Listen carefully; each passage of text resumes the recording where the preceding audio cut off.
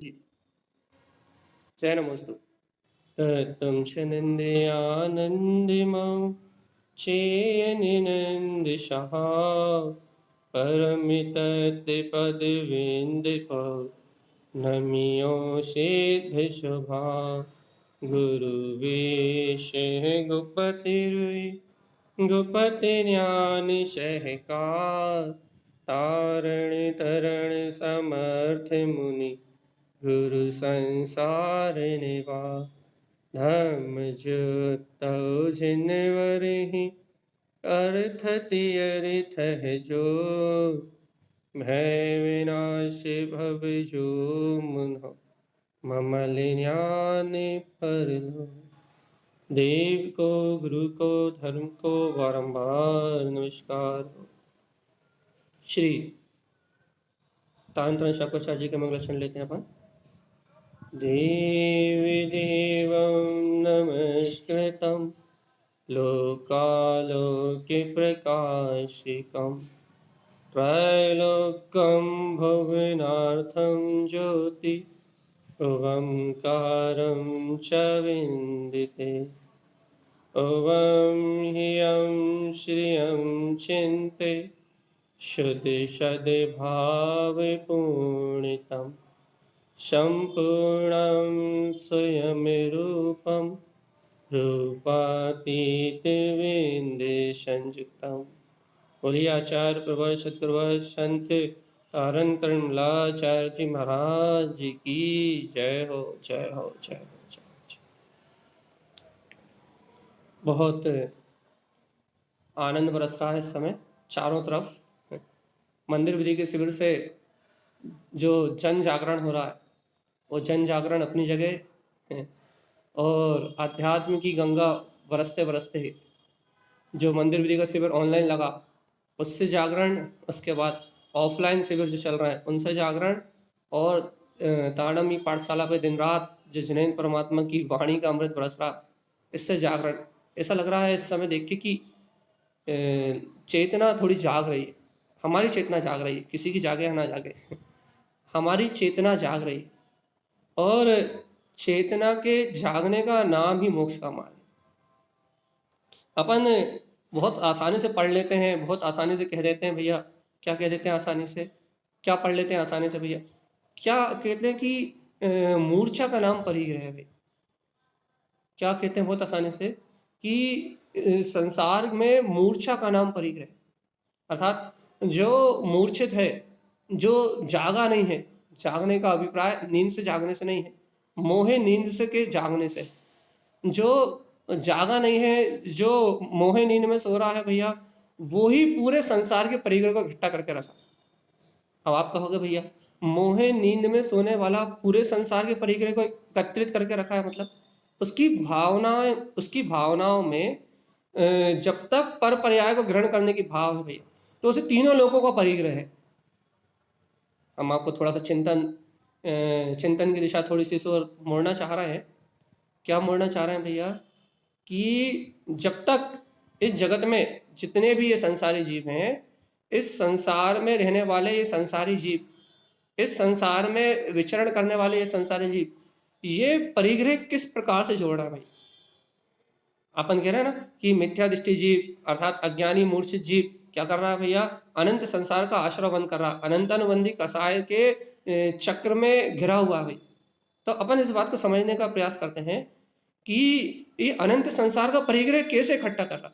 क्यों भैया, क्योंकि ऐसा सिद्धांत है, यदि कर्णानु योग की दृष्टि से अपन विचार करें तो ऐसा सिद्धांत कहते हैं कि पुद्गल तो जीव अनंत है, लेकिन पुद्गल तो अनंत है भैया। तो यदि ये जीव अनंत बार पंच परावर्तन भी करे तो भी ये पूरे पुद्गल परमाणुओं को कभी ग्रहण नहीं कर सकता भाई।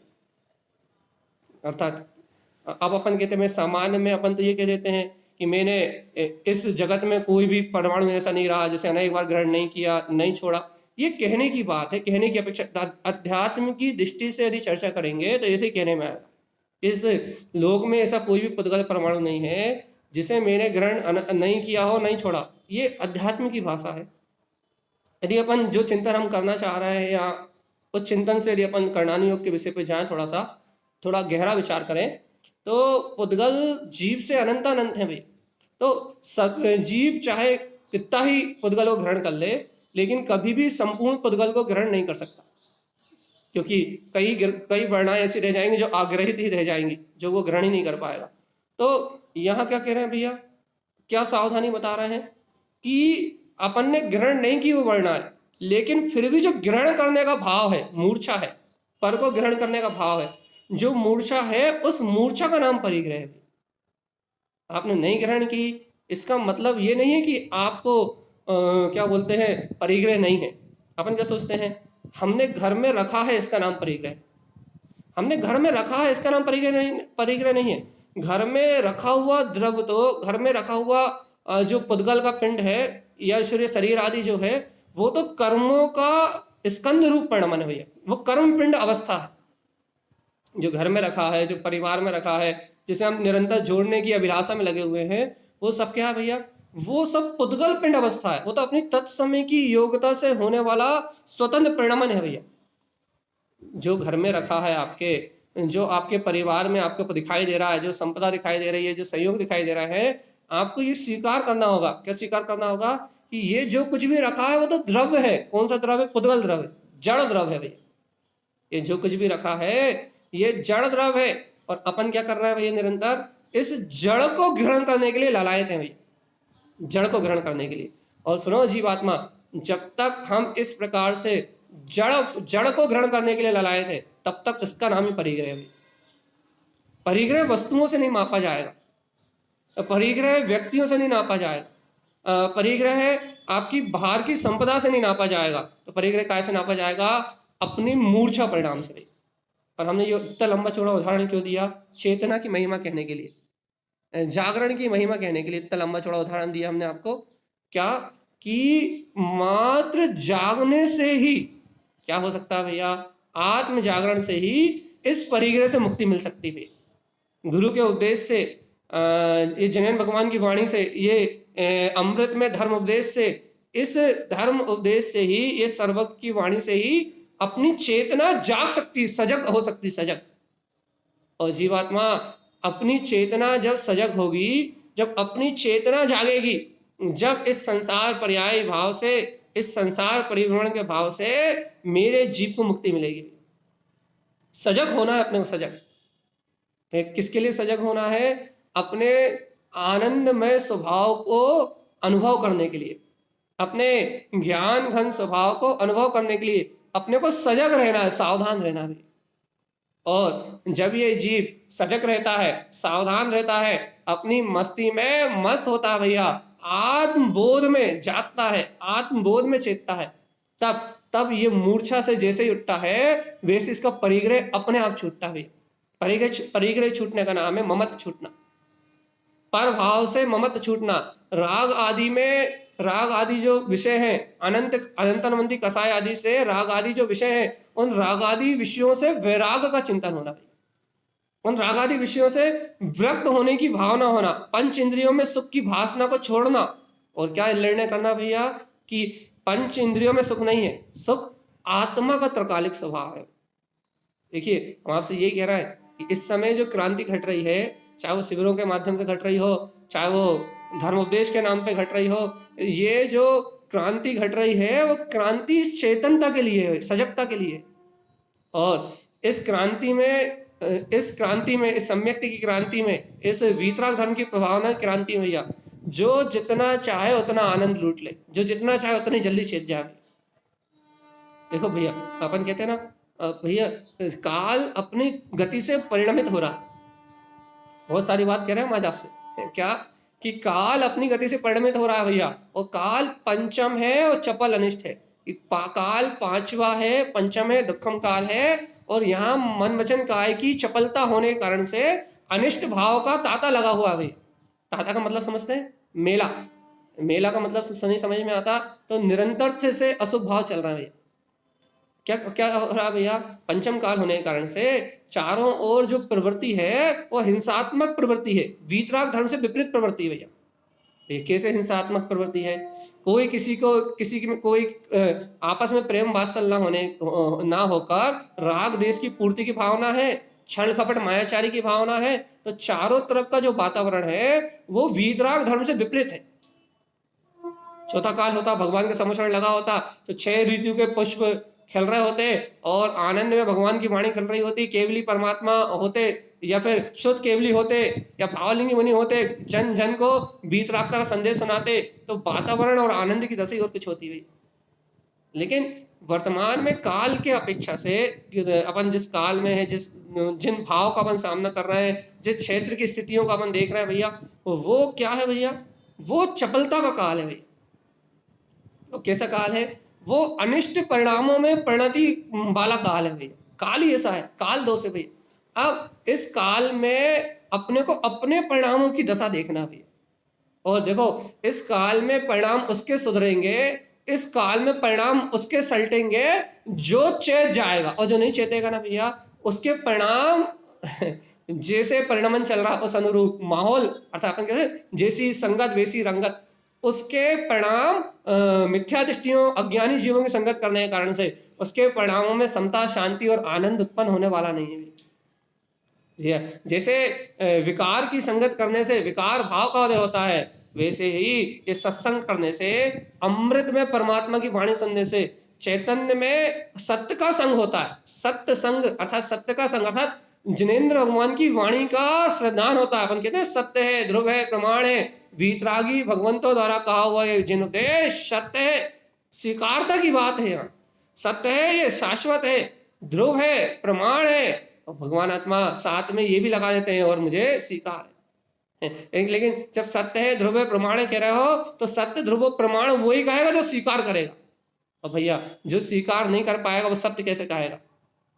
धर्म उपदेश की अद्भुत महिमा है भैया। धर्म उपदेश के बीच में यदि आपको वहां पढ़ा है, वहां लिखा है कि सत्य है, ध्रुव है, प्रमाण है, इसलिए आप सत्य है, ध्रुव है, प्रमाण है कह रहे हो, तो आप उसकी भाव भाषा नहीं समझ रहे भैया। कहते मुनीश्वरों के वचन सत्य है, ध्रुव है, प्रमाण है, यदि आप ये उनकी बात सुन के यदि वैसी भाव भाषणा कर रहे हो कि हाँ देखो देखो तो जो सर्वज्ञ ने कहा है वास्तव में वो ही वस्तु का स्वभाव है, तो ये भाव अंदर से आते हैं कि अरे भगवान आपके वचन सत्य हैं, आपके वचन शाश्वत है, आपके वचन प्रमाण है, आपके वचनों को काटने वाला 3 लोक में कोई नहीं है। जब ये बात अंतर हृदय से स्वीकार होती है तब ये भाव भाषणा निकलती सत्य, ध्रुव और प्रमाण की। लेकिन भगवान जी अपन लिखे हुए को पढ़ते हैं ना, इसलिए जागरण नहीं होता है। लिखे हुए को नहीं पढ़ना, लिखे हुए में जो भाव छिपे उन्हें पढ़ना है साथ में। लिखे हुए को पढ़ना क्या कहते हैं, लिखे हुए को पढ़ना द्रव्य पूजा है। क्यों? क्योंकि लिखा हुआ द्रव्य शुद्ध है और पढ़ा हुआ शब्दों से मन वचन कायी क्रिया से वो भी द्रव्य शुद्ध है भैया। लेकिन हमें द्रव्य शुद्ध को नहीं ग्रहण करना, द्रव्य शुद्ध तो व्यवहार है, वो तो द्रव्य पूजा है। यहाँ मंदिर विधि भाव पूजा का विधान है। तो हम मूल पॉइंट पे वापस आ रहे हैं, क्या करना भैया, इससे अपनी चेतना का जागरण आना चाहिए। जागरण देखो अपन कहते हैं ना, भोर हुई है सवेरा हुआ है, इसी प्रकार से ऐसा जानो ये भगवान की वाणी, ये केवल ज्ञानी परमात्मा की वाणी, वो चैतन्य सूर, वो एक ज्ञान का सूर खिला है भैया। इस अद्भुत वीतराग वाणी को, इस उपदेश को सूर्य की उपमा मान के भगवान आत्मा इसके प्रकाश से, इस सम्यक ज्ञान में जो परमात्मा के वचन है ना, इन वचनों को ग्रहण करके चेत जाओ। और चेतने का मतलब क्या भैया, ए भव्य आत्मा पर पुद्गल से ममत्व तो तोड़ो। देखो भैया, जब तक ममत्व नहीं टूटेगा जब तक मुक्ति की प्राप्ति नहीं होगी। याद रखिएगा, ममत्व टूटेगा तो मुक्ति मिलेगी, और ममत्व नहीं टूटेगा तो मुक्ति नहीं मिलेगी। यथार्थ में तो ममत्व का नाश ही मुक्ति का कारण है। ये बहुत गजब का सिद्धांत है कि आप मोह छोड़ दो और मुक्ति अपने आप हो जाएगी। मोह का क्षय ही मोक्ष है। जैसे मोक्ष सबकी शब्द की उत्पत्ति यहीं से है, जहाँ मोह नाश हो जाता है वहीं मोक्ष की प्राप्ति होती है। लेकिन अपन मोक्ष को चाहते हैं, लेकिन भगवान जी मोह को छोड़ना नहीं चाहते। ये जो पुद्गल से प्रेम है ना भैया, चैतन्य से नहीं, गायक से नहीं, अपनी निज ज्योति स्वरूप आत्मा से नहीं, ये जो पुद्गल से गाढ़ा प्रेम है ना भैया, ये पुद्गल का जो गाढ़ा प्रेम है, ये गाढ़ा पुद्गल का प्रेम ही संसार का कारण है। और संसार में जब तक जीव को ये पर को ग्रहण करने का भाव रहेगा। जब तक जीव पर को इस प्रकार से ग्रहण करेगा तब तक भैया उसकी दृष्टि पर्याय दृष्टि रहेगी, और जब तक जीव की दृष्टि पर्याय दृष्टि रहेगी तब तक संसार भ्रमण छूटने वाला नहीं है। सावधानी अपने अंतर चित्त में होनी चाहिए, याद रखिए भगवान आत्मा, सावधानी अपने अंतर चित्त में होना चाहिए। चित्त के चमत्कार में चैतन्य का बोध आए कि हाँ देखो तो देखो तो देखो तो वीतरागी भगवंत का उपदेश, सर्वज्ञ की वाणी, सर्वज्ञ का सर्वज्ञ परमात्मा का मंगल गायन, सर्वज्ञ की उपस्थिति में खड़ा हुआ क्या वीतराग जिन धर्म, क्या कह रहा है वो कि चेतना लक्षण धर्म, चेतनता ही अपना धर्म है। हमारे धर्म ध्यान की चर्चा चल रही थी ना तारण शाक्ताचार्य में, तो यही तो धर्म ध्यान है। देखो तो वीतरागी भगवंतों के उपदेश को सुनने में जो चित्त की एकाग्रता है, देखो ज्ञानी को धर्म ध्यान करने का विकल्प आता है, लेकिन धर्म ध्यान विकल्प से होता नहीं, तो फिर क्या, विकल्प से हटके जब धर्म ध्यान करने में मन लगता है तब धर्म ध्यान प्रारंभ हो जाता है। इस भूमिका में भैया धर्म ध्यान करने का विकल्प तो आएगा।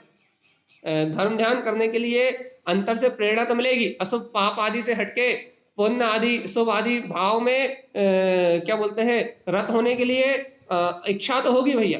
इस समय इच्छा तो होगी, क्या इच्छा होगी भैया कि भैया हम घर गृहस्थी के पापाचार से मुक्त हों और बड़े चित्तालय जाके आधे घंटे 1 घंटे बड़े तत्व चर्चा सुन ले, बढ़िया पूजा पढ़ ले, बढ़िया मंदिर विधि कर ले और आनंद के साथ अपने भैया धार्मिक कार्यों को सट आवश्यकताओं की पूर्ति करते हुए भैया अपने आनंद से अपने क्या कहते हैं कल्याण का मार्ग बना भैया। ये भावना तो होगी भैया, सब परिणाम तो उत्पन्न होंगे। भव्य जीव है, संसार का नाश करने वाला है, यदि उसका दुर्गति में पतन नहीं होना, जिस जीव को नरक आदि त्रियंश आदि गतियों में नहीं जाना, जिनका दुर्गति में पतन नहीं होना, उन जीवों को ऐसी भावना तो होगी भैया, स्वाभाविक है।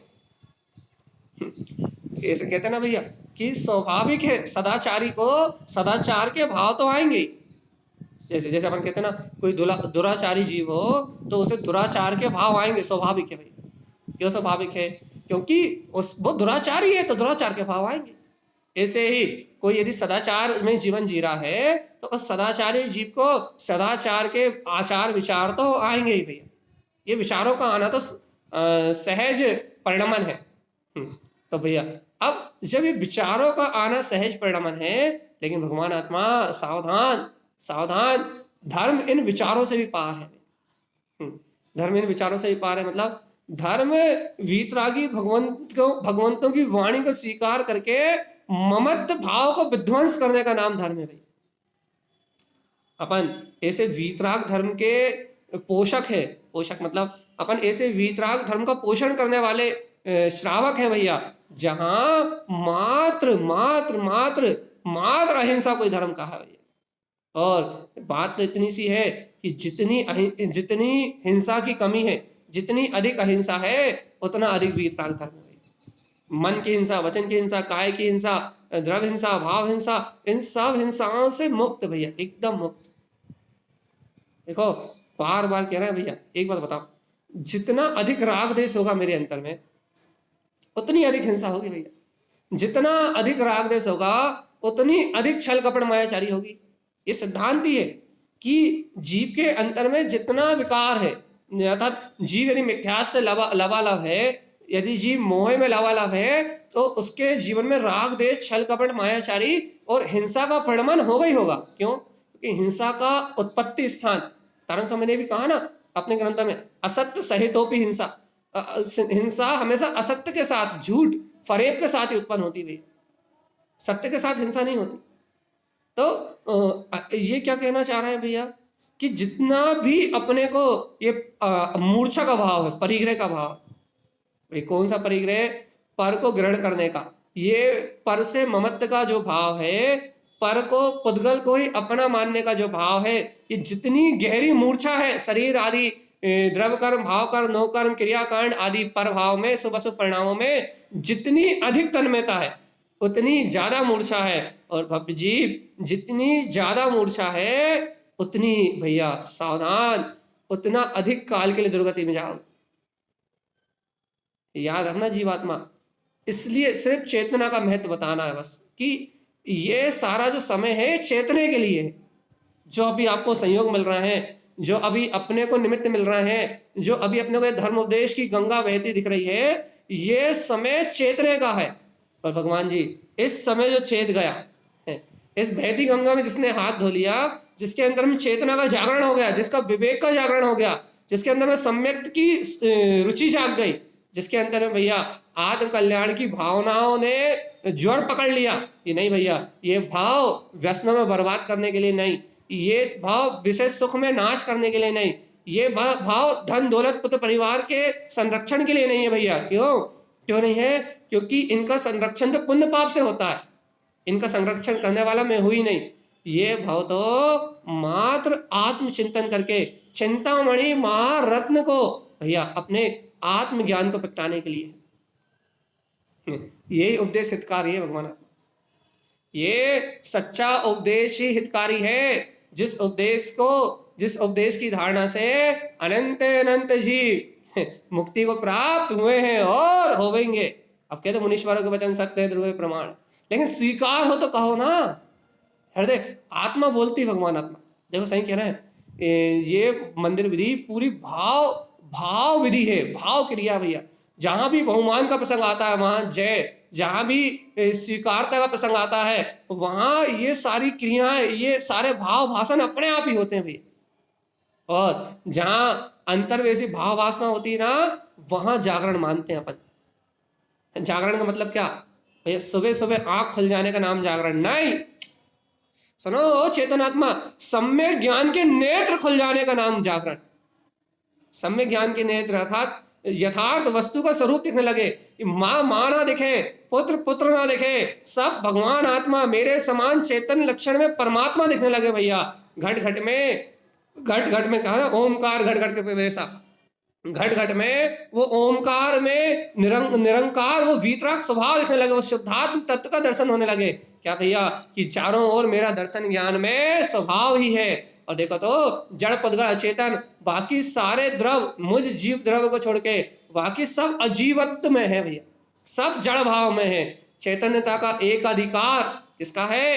एकमात्र चैतन्य का शुद्ध अधिकार मात्र मेरी आत्मसत्ता का है भैया। मेरी निज प्रभुता मुझ में विलस रही है। इस चिदानंद भाव को स्वयं में जानने का नाम जागरण है भैया। देखो भैया कह रहा है ना, सम्यक ज्ञान के नयन खुल जाए। बहुत अच्छी बात कह रहे हैं आप बहुत अंतर हृदय से ग्रहण करोगे तो आनंद का अनुभव करोगे भैया। क्या कह रहा है कि यदि आपको जागना है तो आपके नैनों में सम्यक की ज्योति जलनी चाहिए। सम्यक ज्ञान रूपी नेत्र आपके जगमगा जाए, और जब ज्ञानी के अंतर में, आत्मज्ञ भव्य जीव के अंतर में इन सम्यक ज्ञान के नेत्रों का जागरण होता है भैया, तब उसे अनुभूति होती है कि देखो देखो देखो देखो देखो देखो देखो अनंत चिदानंद में मेरा चिद प्रकाश में यह आत्मा जगमगा रहा है। ऐसे चिद भाव की अनुभूति करता है, चिद प्रकाश की अनुभूति करता है। इसी का नाम अपने परसों रात में अपन रूपस ध्यान का स्वरूप समझा था ना। रूपस ध्यान को जाना था ना भैया। व्यवहार से रूपस ध्यान क्या है? अरिहंत के रूप का विचार करना। अरिहंत के रूप का कैसा विचार करना? देखो तो जिन्होंने चार चतुष्टय प्रकट कर लिए उनके चरणों की धूल है ये सारे रत्न। बाहर का सारा सम्मोषण, बाहर की सारी विभूतियां, बड़े बड़े हीरे मोती माणिक पुखराज अशोक वृक्ष आदि आदि जितनी भी विभूतियां दिख रही है ना भैया, ये मात्र अनंत दर्शन, अनंत ज्ञान, अनंत सुख, अनंत वीर का प्रताप है भैया। यदि ये चार चतुष्टय नहीं होते, केवल ज्ञान की रिद्धि नहीं होती, तो सम्यक्त नहीं होता, तो वो तीर्थंकर कर्म की प्रकृति का 3 काल में बंद नहीं होता भैया। देखो जो अरिहंत स्वयं इच्छाओं से रहित हैं उनके पीछे अशोक वृक्ष है। देखो तो जो स्वयं अपने शुद्ध आचरण में लीन है उन्हें भैया, जो स्वयं चारित्र चक्रवर्ती है उन्हें 64 चमड़ धर रहा है भैया। जिनके ऊपर 3 छत्र विद्यमान है वो क्यों है? क्योंकि वो स्वयं रत्नात्रय के धारी। और यदि ये गुण महा ना हो तो उनके ध्यान करने का कोई लाभ नहीं। यदि ये गुण उनमें ना दिखाई दे तो आत्मा अरिहंत की वंदना करने का कोई लाभ नहीं है भैया। तो अरिहंत की वंदना करने का लाभ कहाँ भैया? ओमकार घट घट पे बेशक। तुम्हें अरिहंत में भी अपना निज घटवासी शुद्धात्म दे, वो ही अनंत गुण में परमात्मा दिखाई दे भैया। इसका नाम है जागरण। अनादिकाल से अचेतन को देखते देखते बेहोश हुआ मैं जीव, मैं अपनी बात, अनादिकाल से जड़ पुद्गल को देखते देखते बेहोश हुआ मैं जीव, आज तक भैया उस चैतन्य में त्रिकाली चिदानंद में आत्मा के दर्शन नहीं कर पाए। उस परमात्मा को घट घट में नहीं देख पाया। और कहाँ, कौन से घट में भैया? अपनी एक एक ज्ञान की पर्याय में, अपनी एक एक ज्ञान की परिणति में वो परमात्मा ही निवास कर रहा है। निज घट वासी है वो चैतन्य आत्मा भैया। ऐसे निज घट के निवास करने वाले उस परमात्मा की सुध नहीं आई मुझे। और भव्य आत्मा, जब तक तुझे इस परमात्म पद की सुध नहीं आएगी तब तक तेरा संसार परिभ्रमण जैसा का तैसा चलता रहेगा। याद रखना चेतन आत्मा, याद रखना जीवात्मा, ओमकार का घट घट में निवास है। अरे एक एक शब्द का अर्थ निकालो तो महीनों महीनों तक चर्चा करते रहो। इतना ऐसा जागरण की बात है ये तो। जब अपन जागते हैं, जब ये बोध होता अपने को। देखो भैया, अनादिकाल से सो रहे थे तो वही मंदिर विधि का बहुमान नहीं आ रहा। अनादिकाल से सो रहे थे, 50 साल से मंदिर विधि पढ़ रहे थे तो वही धर्मोपदेश भगवान की वाणी नहीं लग रही थी। और देखो आज थोड़ा सा जागरण, थोड़ी सी प्रबुद्धि, थोड़ा सा पुरुषार्थ किया, थोड़ा सा क्या बोलते हैं अपन, सत्य से सत्संग से जुड़े, और क्या आज वो ही अति से कार्य लग रहा है। आज लग रहा है कि इससे श्रेष्ठ कुछ है ही नहीं इस लोक में, इससे उत्कृष्ट कोई भाव ही नहीं है भैया। देखो भाव बदलते देर नहीं लगती। जब ज्ञान होता है, ज्ञान की इसलिए महिमा ही गाई जाती है। श्रद्धांत की महिमा तो है ही, लेकिन ज्ञान की महिमा इसलिए ही गाई जाती है क्यों? क्योंकि ज्ञान श्रद्धांत में कारण बनता है। जैसे श्रद्धांत में कारण बनता है भैया, आपने क्षयोत्सम ज्ञान से ये भगवान की वाणी को सुना, अब आप इसे स्वीकार करोगे तो ये क्षयोत्सम ज्ञान आपके ज्ञान होने में कारण, आपके श्रद्धान होने में कारण बनता है, सम्य ज्ञान होने में कारण बनता। तो इसलिए तीनों लोगों में इस ज्ञान की महिमा है। भगवान के उपदेश की महिमा कारण क्या है? अब कोई कह दे कि भगवान का उपदेश तो पर है, भगवान तो मेरे लिए पर है, भगवान की वाणी तो मेरे लिए पर है भैया, तो भगवान के उपदेश से मुझे क्या लाभ? भगवान के उपदेश सुनकर मुझे क्या लाभ होगा? भगवान की वाणी तो मुझसे पर है, भगवान पर द्रव्य है और भगवान के द्वारा खिरा हुआ उपदेश पर है भैया। अब जब भगवान पर है, भगवान की वाणी पर है और ये द्रव्य शुद्ध है, तो इस द्रव्य शुद्ध से मेरी चेतना का क्या संबंध? मेरे जागरण का क्या संबंध भैया? अरे चेतन आत्मा, सावधान तो रहो, होश में तो आओ, जरा देखो तो अपनी अंतरात्मा को। इस द्रव्य शुद्ध से मेरी चेतना का क्या संबंध? भैया देखो, भगवान के उपदेश से, ये द्रव्य शुद्ध से मेरा क्या है? अरे भगवान आत्मा, ये भगवान की वाणी, ये द्रव्य शुद्ध, ये अपनी आत्मा को, अपनी चेतना को जागृत करने वाला है, ये संबंध है।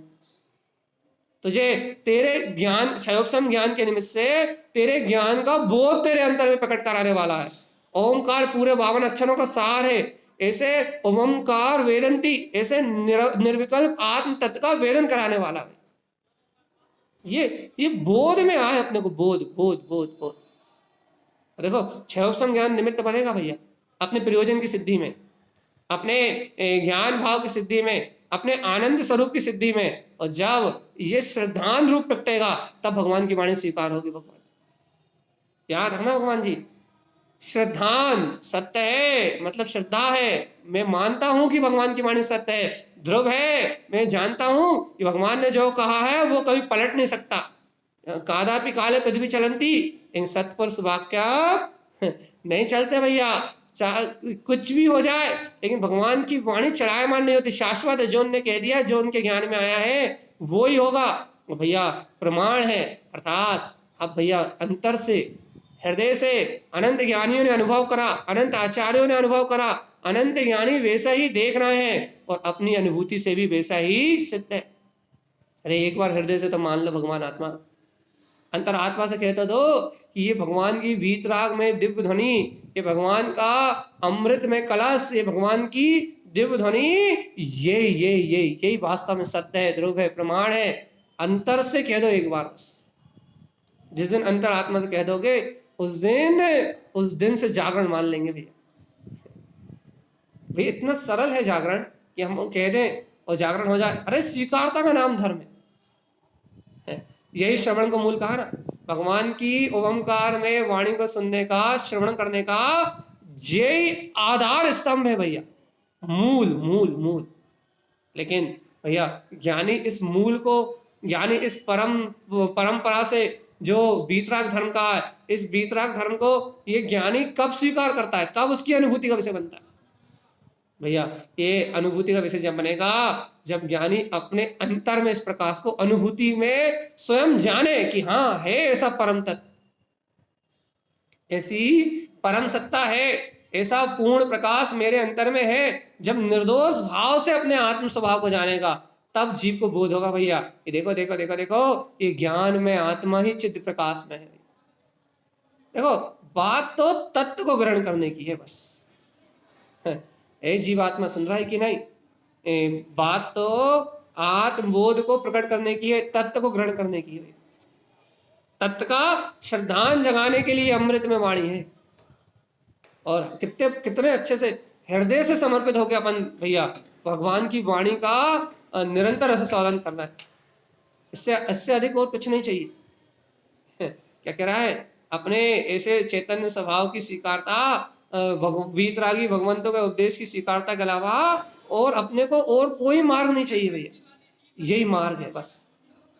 तो अपने लिए भैया बात इतनी सी है कि मूर्छा का त्याग करना है बस।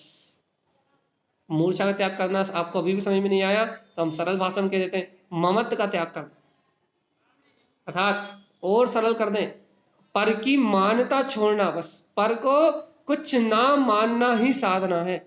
ये बात देखो, ये बात सुनना जितनी सरल है ये बात स्वीकार करना उससे अनंत गुना ज्यादा भैया।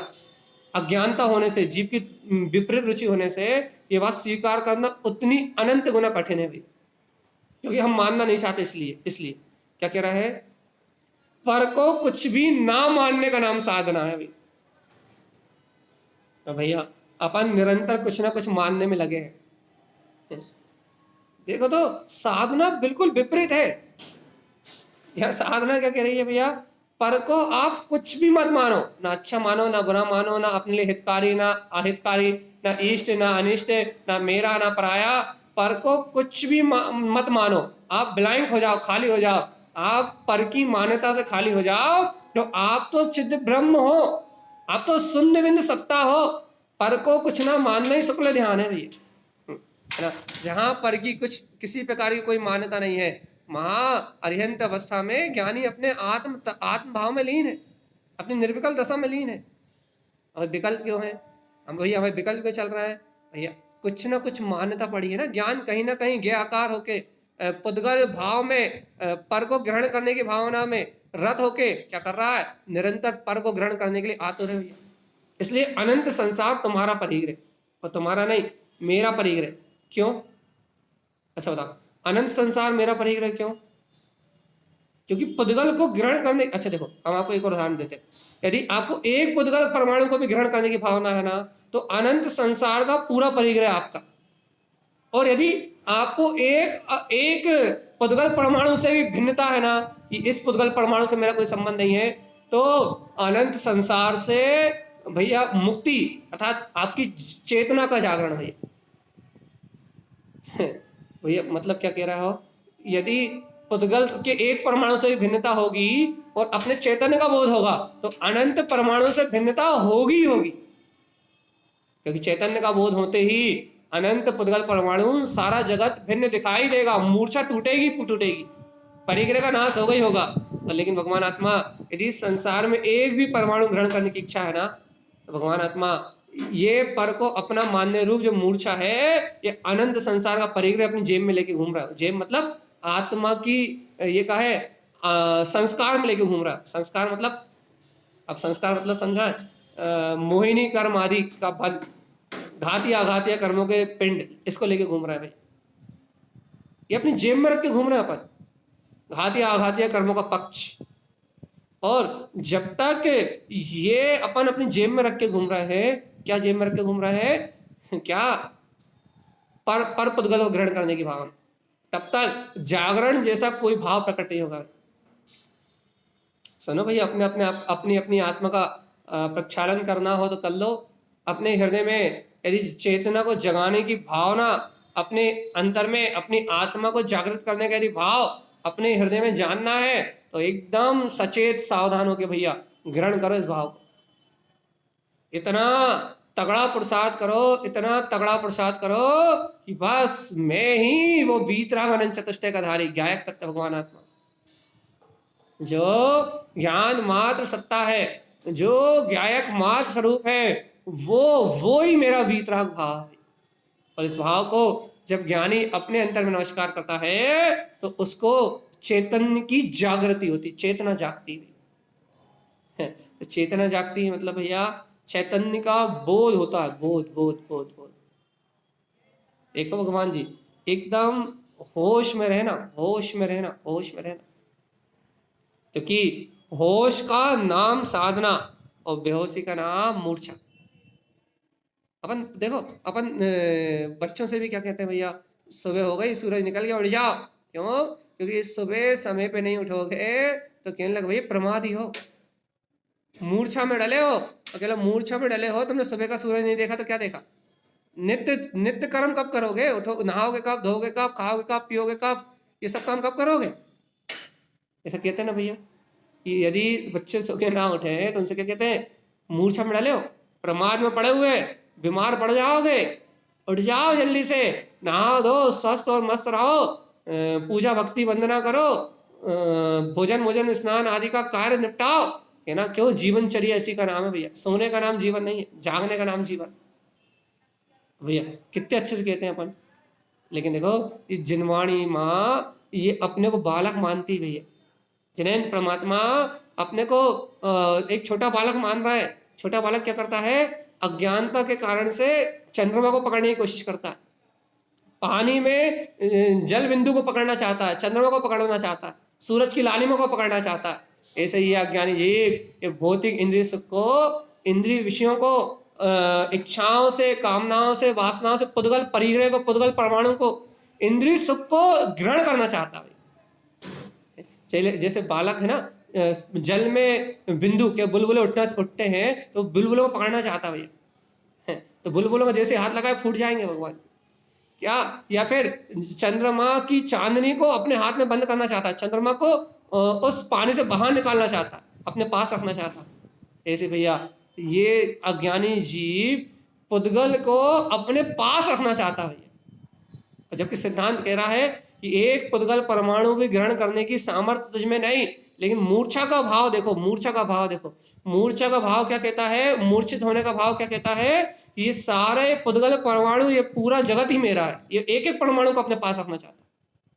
और भगवान आत्मा ये जो इसकी चाह है ना, ये जो इसकी चाह है ना, इसका नाम मूर्छा है। याद रखना भगवान जी, ये चाह ही अनंत दुखों का कारण है। ये आशा ही वो गड्ढा है जिसे कोई पूरा नहीं कर सकता भैया। लेकिन इस आशा रूपी गड्ढे को यदि सम्यक विचार में लगा दिया जाए, यदि आशा धर्म की जाए, मुक्ति पद की जाए, तो भैया यदि इस आशा रूपी गड्ढे में चिंतामणि रत्न जिनेंद्र भगवान के वचनों को भैया स्वीकार कर लिया जाए, तो ये अपने मोक्ष पद की अभिलाषा हो, तो भैया ये आशा परम सुख को देगी भैया। बात सिर्फ ज्ञान में अंतर प्रतिबोध की है। बात काहे की भैया? अपने अंतर ज्ञान में प्रतिबोध की है। मेरे अंतर में बोध ही दुर्लभ जागे क्या कि देखो देखो देखो देखो देखो ये चित्त प्रकाश में मेरा आत्मा चिदानंद भाव में है। ऐसी वस्तु का स्वभाव है। जब तक इस वस्तु के स्वभाव को स्वीकार नहीं किया जाएगा, संसार परिभ्रमण से मुक्ति मिलने वाली नहीं है। तो क्या कह रहे हैं भैया आचार्य श्रीमद जयंतानंद स्वामी? क्या है सर्वज्ञ का उपदेश? क्या है जिनेंद्र परमात्मा की वो अमृत में वाणी जिसका प्रकाश लोकालोक में हो रहा है? वो ये है कि चैतन्य आत्मा चेत जाओ, बस इतना सा उपदेश। यदि दो शब्दों में कहें चेतो, बस इतना ही उपदेश है, इससे ज्यादा कोई उपदेश नहीं है भाई। जागो, बस इतना ही उपदेश है। क्या कि मोहे नींद से यदि कोई जाग जाए, अपने अंतर आत्मा का बोध यदि कोई प्राप्त कर ले, तो भगवान जी फिर उसे इस संसार परिभ्रमण से छूटने में ज़्यादा देर नहीं लगती। देखो तो कैसी अटपटी रीत है। देखो आप एक उदाहरण देते हैं हम आपको। भरत चक्रवर्ती 6 खंड का राजा, करोड़ों अरबों कितनी कितनी कितनी रिश्तेदार, कितने नातेदार, कितने प्रजा, कितना सारा साम्राज्य, कितना कितना कितना कुछ नहीं, कितना कितना कुछ। अब बताओ भैया, यदि बाहर से वस्तुओं के होने से यदि परिग्रह होता है तो भरत चक्रवर्ती से ज़्यादा परिग्रह है इस समय और मनुष्य लोक में। मनुष्य लोक में भरत चक्रवर्ती से ज़्यादा परिग्रह और किसी का नहीं हो सकता। क्योंकि अपन मानते हैं ना कि भरत क्षेत्र में वो, हम मनुष्य लोक में यदि इन क्या बोलते हैं, मनुष्य लोक में सबसे ज़्यादा पुण्यशाली जीव चक्रवर्ती है भैया। तीर्थंकर परमात्मा को छोड़ दो, वो तो 500 धन से ऊपर रहते हैं। इनकी बात करो जो संसारी जीव है, संसार में सबसे ज़्यादा यदि किसी के पास वैभव है, सबसे ज़्यादा परिग्रह दिखाई दे रहा है तो वो भरत चक्रवर्ती के पास दिखाई दे रहा है। क्या गजब का सिद्धांत है ये कि 6 खंड और इतना बड़ा वैभव, ये पूरा राज, ये 6 खंड, इतनी विद्याएं और सबका स्वामी भरत चक्रवर्ती है। 6 खंड का अधिपति, सबसे ज्यादा परिग्रह। आप व्यवहार से बताओ कि सबसे ज्यादा परिग्रह किसके पास है? आप यदि व्यवहार से देखोगे तो कहोगे भरत चक्रवर्ती से ज्यादा परिग्रह दुनिया में किसी के पास नहीं हो सकता मनुष्य लोक में। अब बताओ, देखो तो सावधान, थोड़ी सावधानी से ग्रहण तो करो। उदाहरण सुन लेते हैं भगवान जी, चित्त में भाव वासना तो करो। क्या भाव वासना कि उस भरत के अंदर में, भरत चक्रवर्ती के अंदर में ऐसी कैसी आत्मा की रुचि जगी है, ऐसा कैसा छायक सम्यक्ता परिणाम जगा है, ऐसी कैसी वीतराग धर्म की प्रगाढ़ श्रद्धा जगी है कि इतना भयानक, कितना भयानक 6 खंड का साम्राज्य और सारी संपत्ति का, मनुष्य लोक की सारी संपत्ति का एक अधिकारी होते हुए भी, मनुष्य लोक में जितनी भी संपदा है वो भरत चक्रवर्ती के अधीन है। देवता जिसको सामग्री लेके आते हैं, देवता जिसके वस्त्र लेके आते हैं, देव जिसकी सेवा में लगे रहते हैं भगवान जी, ऐसा भरत चक्रवर्ती। ए जीव सावधान, सावधान, बहुत अच्छे से सावधान। मनुष्य लोक का ऐसा नायक, ऐसा भरत चक्रवर्ती, ए भगवान आत्मा परिग्रह से, श्रद्धा अपेक्षा से मुक्त है। अनंत संसार को ग्रहण नहीं कर रहा, 6 खंड का अधिपति है, 6 खंड का नायक है, उससे ज्यादा वैभव किसी के पास नहीं है। लेकिन श्रद्धान की अपेक्षा से, सम्यक दर्शन की अपेक्षा से वो अपरिग्रही है भैया। अपरिग्रह, अपरिग्रह, अपरिग्रह धर्म का पालन कर रहा है वो।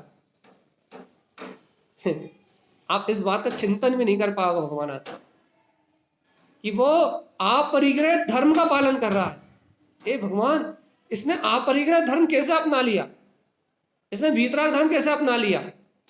ए प्रभु, इसको वीतराग धर्म की प्राप्ति कैसे हो गई? ये तो दुनिया का सबसे बड़ा परिग्रही है, बाहर से सबसे ज्यादा साम्राज्य की संपत्ति का स्वामी है। ये अपरिग्रह कैसे पाल सकता है? ये अपरिग्रह धर्म का पालन कैसे कर सकता है भैया? ये जाग कैसे सकता है? क्यों? क्योंकि इसकी संपदा देख के ऐसा लगता है, इसके 96,000 रानियों के भोग, 6 खंड के अधिपति होने से, इसके स्वर्गों से आते हुए इसके वस्त्र देख के, इसकी बाहर की क्या बोलते हैं सारी संपदा देख के ऐसा लगता है कि भगवान जी, इससे बड़ा मूर्छित हो इस ब्रह्मांड में कोई दूसरा व्यक्ति नहीं। देख रहे हो? ऐसा लगता है कि इस ब्रह्मांड में इससे बड़ा मूर्छित कोई व्यक्ति नहीं है। और वास्तव में जो चक्रवर्ती आत्म कल्याण नहीं कर पाते वो 7वें नरक ही जाते हैं। क्यों? क्योंकि उनसे ज्यादा परिग्रह और कहीं नहीं है। जो आत्म दर्शन से रहित हैं वो 7वें नरक के ही पात्र बनते हैं। जो वीतराग धर्म का सहकार नहीं कर पाते वो सब नरक के पात्र ही बनते हैं। 7वें नरक को भी नीचे, इससे ऊपर काम नहीं, उनके 7वें नरक की व्यवस्था ही रहती है। तो क्या कह रहे हैं भगवान जी? आप ये बताओ कि इतने बड़े परिग्रह के बीच में रहने वाला भरत, ये क्या गजब की बात है, अपरिग्रह धर्म का पालन कर रहा है भैया। और हम घर में रहते हुए, पुत्र परिवार के बीच में रहते हुए, चवन्नी जैसा धन नहीं है अपने पास भैया। अपन इसकी सुरक्षा में, और शरीर तो इतना पंचर है, एक थोड़ी सी हवा चल जाए तो छींक आने लगे, ऐसे रोग शोक से घिरा हुआ शरीर। ये थोड़ा सा मौसम बदल जाए ना, थोड़ी सी बारिश हो जाए, थोड़ी सी गर्मी तेज पड़ने लगे, या कुछ भी हो जाए, जरा सी हवा बदल जाए और ये आंख, नाक, कान, हाथ, पांव सब बोल जाते हैं भैया। सब कचरे के ढेर, सब पूरा कचरा बाहर निकल जाता है, मलिन शरीर, पूरा मल बाहर लगता है भैया। जरा सी एक हवा चल जाए, जरा एक झोंका आ जाए ठंडा, कहीं सर दुखेगा, कहीं कान दुखेगा, कहीं नाक दुखेगी, कहीं कुछ सर्दी, कहीं बुखार, कहीं कुछ ना कुछ, एक हवा का झोंका सहन नहीं होता। समझ में आ रही कि नहीं आ रही भगवान आत्मा? अरे चिंतन का विषय बन रही कि नहीं बन रही? जिस शरीर को एक हवा का झोंका सहन नहीं हो रहा भगवान जी, जो आपका शरीर एक हवा के झोंके को सहन नहीं कर पा रहा, इस शरीर के भोग में, इस शरीर को अपनत्व मान के, इस शरीर में अपनापन करके, इस शरीर में अपनेपन की भावना करके कैसे मूर्छित हो रहा है रे भगवान आत्मा। और वो देखो भरत जी क्या 6 खंड के साम्राज्य के बीच में वो कैसे गायक बन के बैठे, केवली हो गए, अरिहंत हो गए, आज जगत पूज्य है, सिद्ध परमात्मा हो गए, आज सबके लिए वंदनीय है। और ये देखो यहाँ अपने पास कुछ नहीं है और अपन विराधना कर रहे हैं अपनी चेतना की, जगत में जन्म मरण करेंगे, इस संसार में भयानक दुखों को भोगेंगे। देखो एक अपनी आत्मा कैसी अनाचार, बेहोश, मूर्छा, पर को ग्रहण करने की भावना के कारण से कैसी पामर हो रही है। और एक देखो भरत चक्रवर्ती, सब कुछ है लेकिन कुछ अपना नहीं मानते भाई। भाई ये बात का चिंतन करने वाला भी कोई बिरला जी है, इस सत्य की अनुभूति करने वाला भी कोई विरला जीव है भैया। कोई विरला जीव इस बात का चिंतन कर पाएगा, कोई विरला जीव इस सत्य की अनुभूति कर पाएगा कि वास्तव में देखो तो यहाँ कुछ नहीं है तो भी पागल है, और वहां सब कुछ है तो भी विरक्त है। तो बाहर की संपदा से विरक्ति और अनुरक्ति का संबंध नहीं है, मूर्छा से विरक्ति और अनुरक्ति का संबंध। तो बार बार कहने में आता भैया, मनुष्य भाव मिला है संयम धारण करना है, मनुष्य भाव मिला है सम्यक दर्शन पहले करना है। जब मनुष्य भाव में संयम ही धारण करना है, सम्यक दर्शन ही करना है, तो ये पुत्र परिवार धन मकान दुकान इन सबके प्रति इतना ममत्व क्यों, इन सब में इतनी आसक्ति क्यों, इस जड़ भैभाव में इतनी संतुष्टि क्यों? जब तुझे आत्म कल्याण ही करना है जीवात्मा, तो इस संसार में इतना पागलपना क्यों? जब तुझे निज हित ही करना है ना, और कुछ नहीं करना है ना। हे जीवात्मा, जब तुझे निज कल्याण ही करना है ना, तो संसार में इतना पागलपन क्यों? क्यों मूर्छा इतनी अधिक? भैया हम कभी चिंतन ना करें ना, हम कभी इस बात का चिंतन नहीं करते ना, इस कारण से हमें इन बातों का कभी विचार नहीं होता। और हमें इन बातों का विचार नहीं होता ना, इसलिए हम अनाधुन प्रवृत्ति कर रहे हैं 5 इंद्रिय विषय कसाय और समाज संप्रदाय के राग में। राग और देश दोनों एक ही सिक्के के दो पहलू हैं। हमारा निरंतर पर भाव में रंजायमान पना अपनी मूर्ता वश है भैया। जीवात्मा जब तक इस प्रकार से अपनी मूर्ता रहेगी तब तक ये संसार अमिट है, अमिट। देखो भैया हम तो आपसे सार सार बात कह दे रहे हैं, आपको यदि अच्छी लगे तो आत्मचिंतन कर, इस विषय को चिंतन में लेके दिन रात इस भावना को अपने सामने रख के वैराग्य का चिंतन करके और अपने चित्त की पवित्रता करते करते भैया धीरे धीरे धीरे धीरे कहीं ना कहीं से चेतन चिंतामणि रत्न को अनुभव में प्रकट कर लेना। और यदि भगवान आत्मा ये नहीं कर पाए ना, तो समझना हमने अपना पूरा जीवन नाश कर दिया, विनाश की ओर ले गए अपने जीवन को। हम आपको सिर्फ चिंतन दे रहे हैं करने के लिए, सिर्फ चिंतन, ये एकमात्र चिंतन है। इस प्रकार का चिंतन करते करते तुम अपने अंतर में वैराग्य की भावनाओं को जगा लेना जीवात्मा, तुम जागने की भाव वासना ले आना, तुम अपने अंतर में चेतने का भाव ले आना कि मैं चेतन आत्मा, मैं ज्ञान घन आत्मा, मैं ज्ञायक स्वरूप आत्मा, मेरे अंतर में मेरा दिव्य चेतन में प्रकाश जगमगा रहा है। तुम अपने अंतर में आत्मशक्ति का बोध ले आना। जीवात्मा यदि तुम अपने अंतर में आत्मशक्ति का बोध नहीं ला पाए, तुम अपने अंतर में जागरण नहीं ला पाए, यदि तुम्हें अपने में ही विद्यमान अपने वीतराग भाव का बोध नहीं हुआ, तो इस संसार महाभयानक दुखकारी है। इस महाभयानक दुख में, इस संसार में कबहू न सुख मिलन को, कभी सुख नहीं मिलेगा भाई। लेकिन भैया इतना जान जान के पढ़ के क्षयोपम भाव को ग्रहण कर करके यदि चेतन संपदा को इकट्ठा नहीं किया, देखो चेतन की संपदा मतलब श्रद्धान को इकट्ठा नहीं किया, ज्ञान आत्मज्ञान को प्रकट नहीं किया भैया, चारित्र को प्राप्त नहीं किया, तो जीवन बकवास चला गया भैया, बेकार चला गया। इसलिए बार बार चैतन्य धन की चर्चा चलती है भैया। वैसे भी हम आपसे करोड़ों रुपए और लाखों रुपए की बात तो करते नहीं है भैया, ना यहाँ लाखों का चंदा लिखाया जाता, ना यहाँ कोई इस प्रकार के बाहर की बात करी जाती। यहाँ तो आपसे चैतन्य साम्राज्य की बात कही जाती है भैया, कि आप अपने चिदानंद घन आत्म स्वभाव को कितना अनुभव में लेते हो, कितना अनुभव में लेते हो, बिना रुके, बिना थके, बिना किसी बाधा के आप अपने चिंतामणि महारत्न को, चैतन्य स्वभाव को कैसे स्वीकार करते हो।